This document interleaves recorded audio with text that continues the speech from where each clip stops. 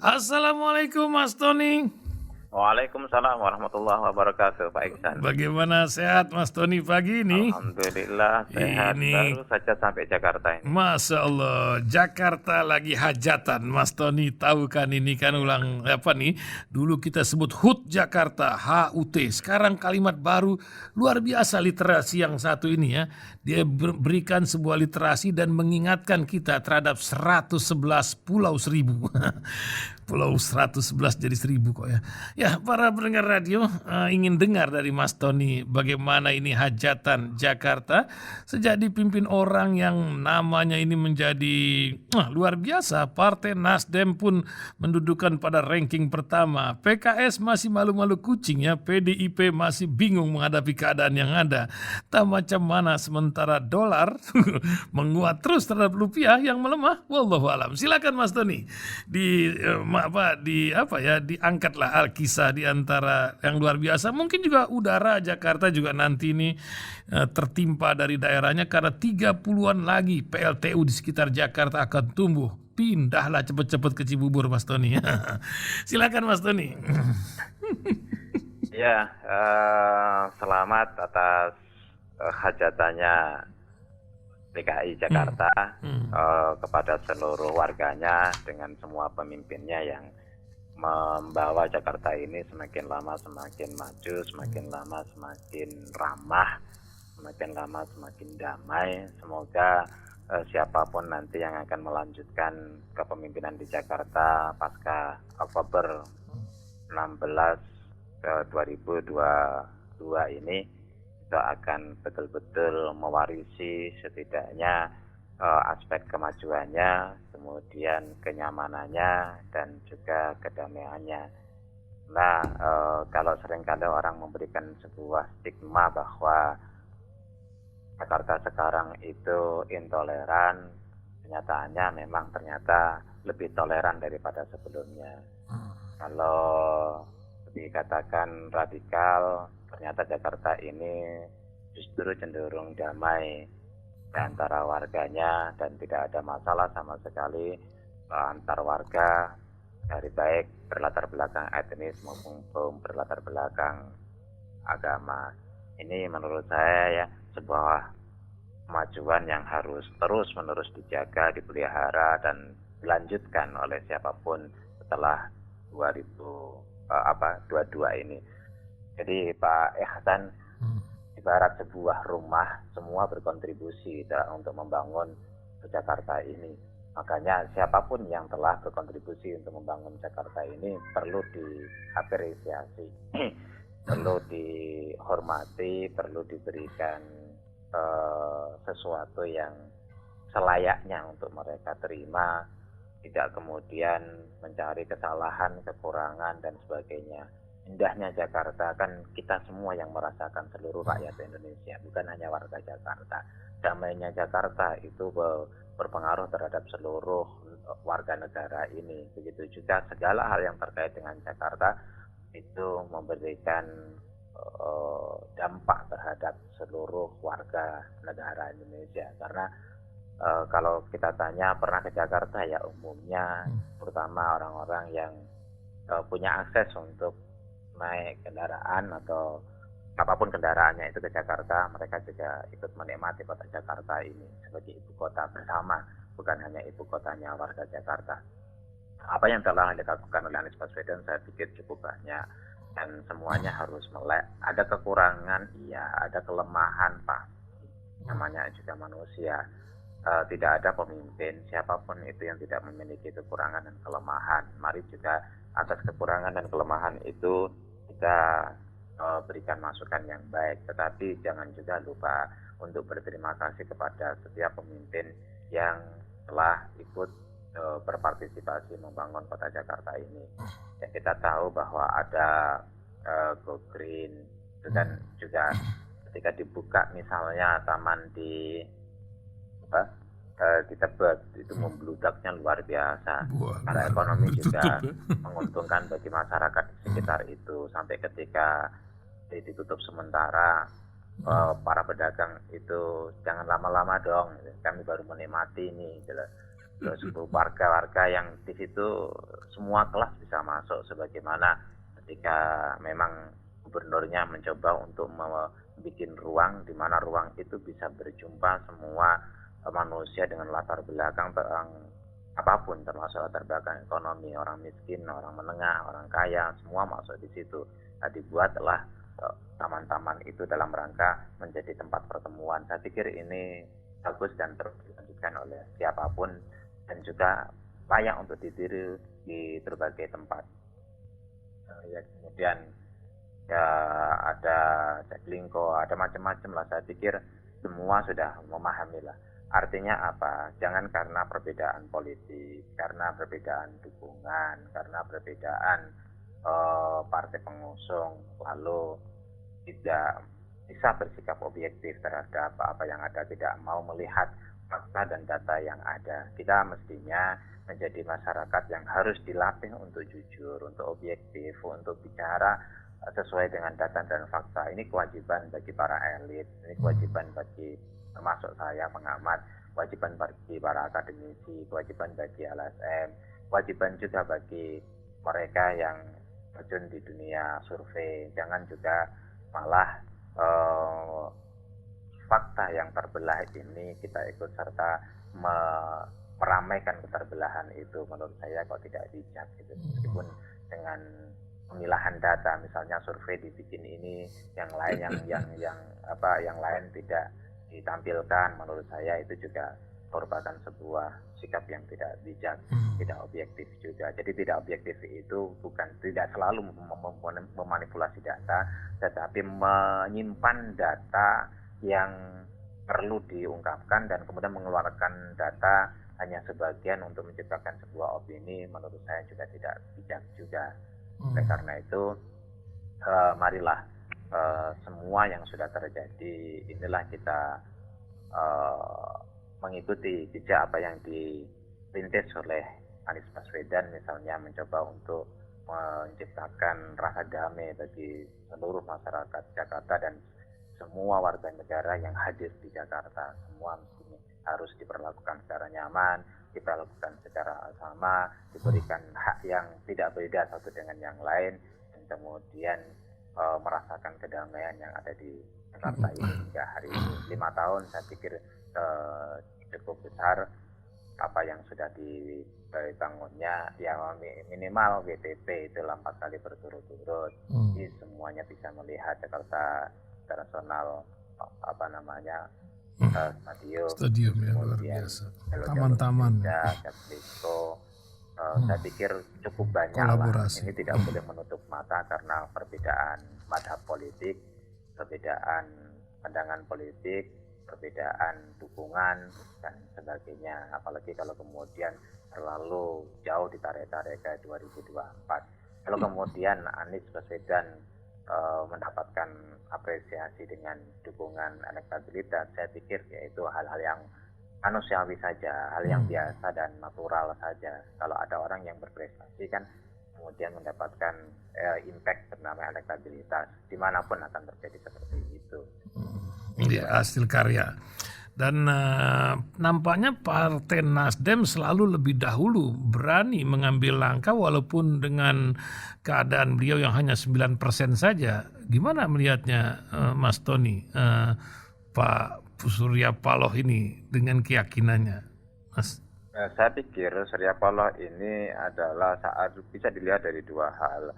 Yang pertama, beliau orang yang memiliki hitung-hitungan dan kalkulasi cukup matang. Misal ketika beliau mendukung Pak Jokowi baliho di mana-mana tahun 2018 ya. Atau sebelumnya juga memberikan dukungan kepada Pak Jokowi di 2014. Termasuk orang yang atau partai yang awal terbukti jadi. Kemudian Ridwan Kamil, masyarakat Jawa Barat sendiri belum bicara tentang Pilgub 2018 kemarin, tapi sudah dari 2017 mencoba untuk mendeklarasikan Ridwan Kamil jadi pula.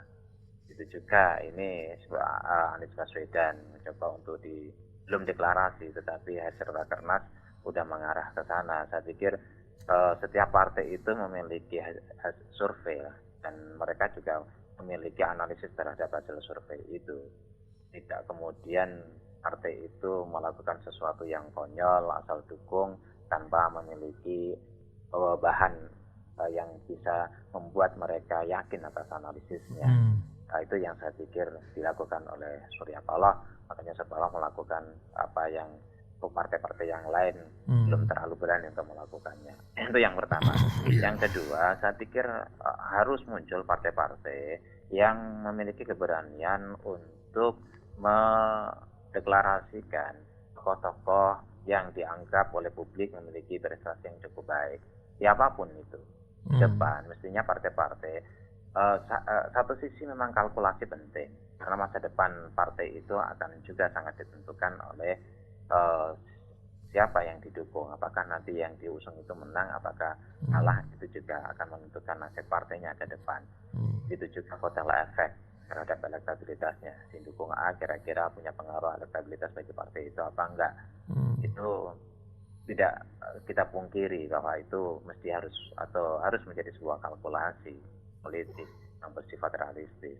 Tapi di sisi lain harus ada nilai-nilai idealisme untuk bangsa dan negara ini, di mana partai-partai ini harus memiliki keberanian untuk mengangkat dulu mereka para tokoh yang berprestasi, tentu dengan jejak rekam yang terukur, yang bisa dilihat oleh banyak pihak, bukan semata-mata elektabilitas dalam pengertian angka-angka, tetapi elektabilitas dalam pengertian apresiasi publik terhadap prestasi. Ini yang mestinya harus menjadi pertimbangan serius kalau kita ingin bangsa ini ke depan atau negara ini ke depan menjadi bangsa dan negara yang memiliki harapan, memiliki masa depan yang bisa diekspektasikan oleh kita semua. Jadi ini salah satunya adalah Anies misalnya, atau siapapun. Jadi basisnya betul-betul pada prestasi yang ingin.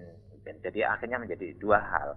Pertama adalah prestasi, yang kedua adalah elektabilitas. Ini mesti seiring, otomatis juga integritas masuk di dalamnya. Karena itu kita apresiasi terhadap apa yang sudah diputuskan oleh Partai Nasdem melalui Bayi Surya Paloh. Ada 3 nama yang diungkapkan. Saya berharap partai-partai yang lain juga berani melakukan hal yang sama.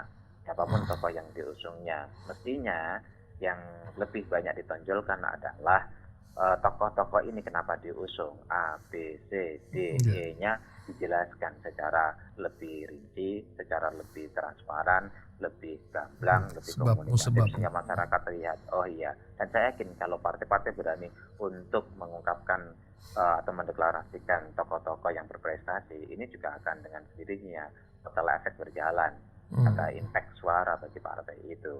Jadi jangan kemudian asal mendukung berbasis kepada elektabilitas atau mengusung berbasis kepada elektabilitas saja. Menang penting, tetapi bagaimana memenangkan orang-orang yang layak dan mampu untuk memimpin dan memperbaiki bangsa ini ke depan.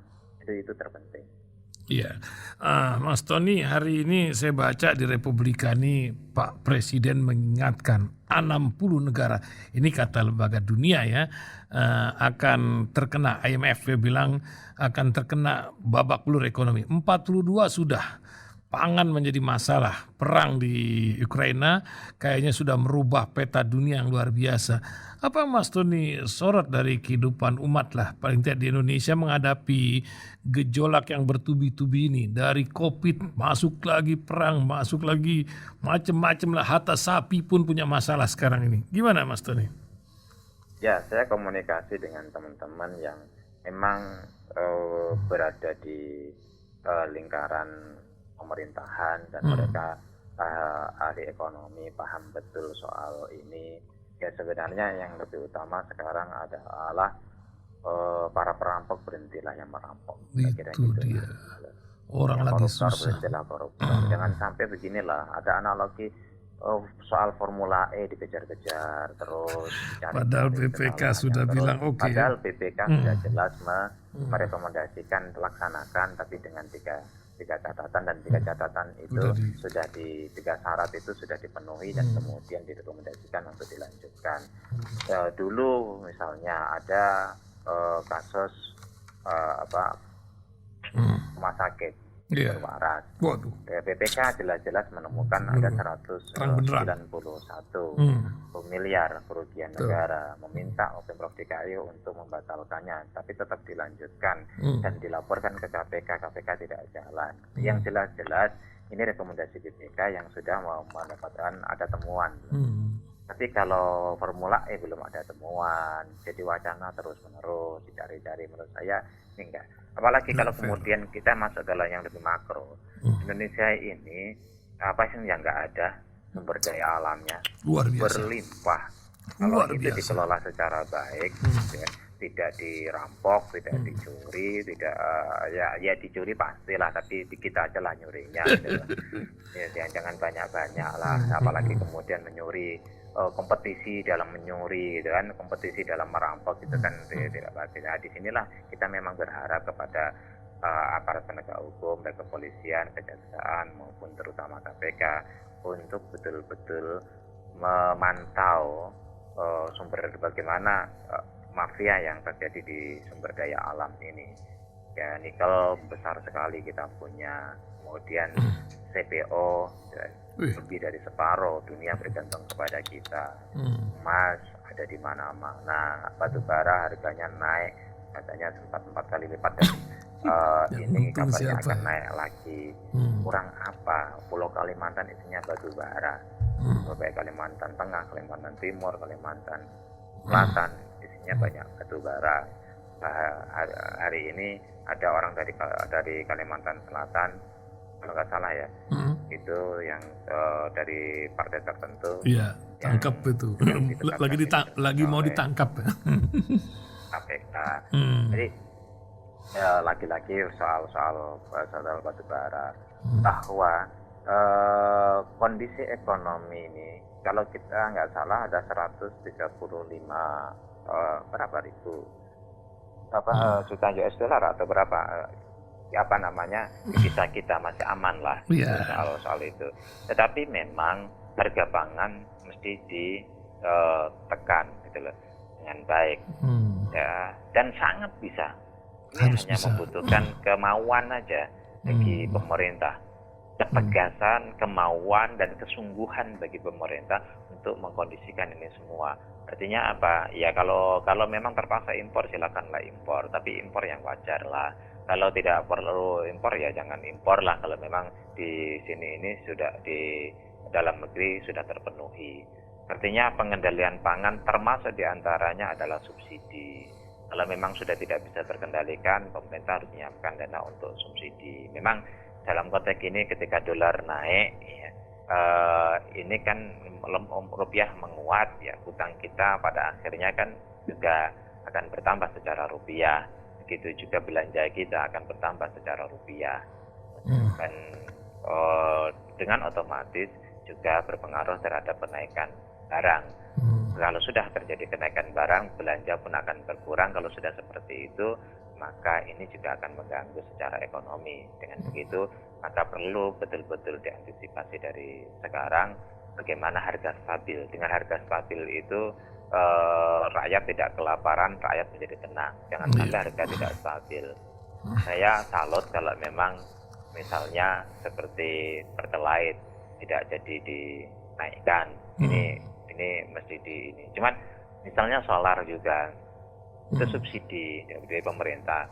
Ya, yang perusahaan-perusahaan industri-industri yang memang itu tidak bersubsidi ya harus ditegaskan tidak bersubsidi. Jangan kemudian ada pihak-pihak tertentu yang kemudian menjual subsidi. Saya ngobrol sama teman-teman di DPR itu. Kan katanya yang harusnya 30-40% itu tidak bersubsidi, tetapi nyatanya yang bersubsidi itu 95% kabarnya. Dan ini perlu dicek ulang, benar nggak kabar ini. Kalau itu benar terjadi, ini kan ironis sekali. Masa kebocoran kok besar sekali itu. Ya, artinya kebutuhan solar berapa banyak. Dan bahkan ada satu daerah katanya, ya satu daerah itu pom bensin itu baru datang tangki pom bensin, besok sudah tutup. Ya salam. Padahal di dekat-dekat situ itu ada jualan bensin dan harganya jauh lebih mahal. Nah, ya hal-hal yang seperti ini kan sebenarnya tidak perlu. Negara harus hadir betul untuk memberikan pelayanan secara optimal kepada rakyat, minimal lah kebutuhan-kebutuhan harian, termasuk kebutuhan harian adalah bahan bakar. Masya Allah, luar biasa. Terima kasih Mas Tony. Apa nih tulisan terakhir yang sedang Mas Tony garap hari ini, Mas Tony, di tengah perkembangan bangsa kita ini? Ya, saya sedang menulis diantaranya Panglima TNI ke depan. Jangan sampai Panglima TNI ini kan sudah mau berakhir. Jangan sampai Panglima TNI ini masuk dalam ranah untuk pertimbangan 2024. Kalau pertimbangannya adalah stabilitas keamanan, wah kita harus dukung semua. Tapi kalau pertimbangannya adalah ada hal-hal yang mencoba itu dijadikan sebagai sebuah kompetisi untuk membantu ya dalam kontestasi Pilpres 2024, menurut saya rakyat juga harus memberikan masukan, rakyat harus bisa memberikan kritik ada terutama Pak Presiden Jokowi agar siapapun panglima yang dipilih ini tidak terkait keikutsertaan dalam kontestasi di 2024. Masya Allah. Mudah-mudahan terus memberikan pencerahan untuk bangsa ini. Terima kasih Mas Tony pagi ini telah menemani pendengar di seluruh Jagat Raya. Ya. Assalamualaikum Mas Tony Rashid. Waalaikumsalam warahmatullahi wabarakatuh.